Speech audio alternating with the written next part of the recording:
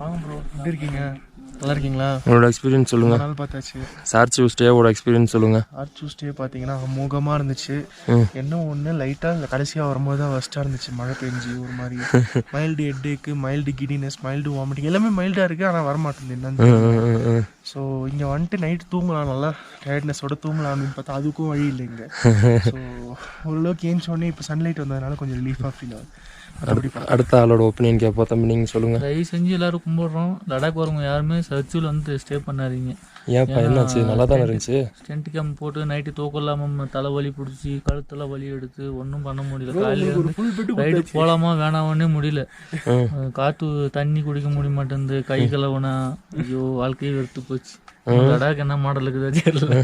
Bathroom போக முடியல, அதை சொல்லுங்க. பாத்ரூம் எல்லாம் போக முடியலைங்க, ஓப்பனாக சொல்கிறேன். அந்த அளவுக்கு இருக்குது. அதாவது ஒரு வண்டி ஒரு 100 மீட்ரு ஷெட்லேருந்து தள்ளி வந்து இந்த பக்கம் நிறுத்தும் பொழுதுக்குள்ளே மூச்சு ஆக்சிஜன் கிடைக்கல. இப்போ அந்தளவுக்கு அப்படியே ஒரு மாதிரி இது மயக்கம் வந்துடுச்சு. அந்தளவுக்கு இருக்குது.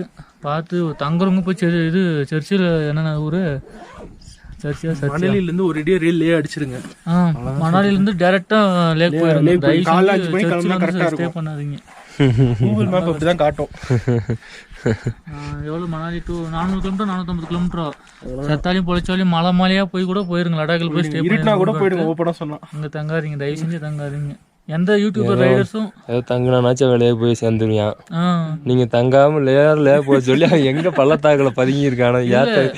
மேக்ஸிமம் லே போறவங்க வந்து டைரக்டா அங்க இருந்து போயிட்டு அங்க தங்கி வேற இந்த மாதிரி நீங்க அதெல்லாம் வேண்டாங்க. நேரா கோயம்புத்தூர் வந்துருங்க, நேரா லேக்கு ஃபிளைட்ல போயிருங்க.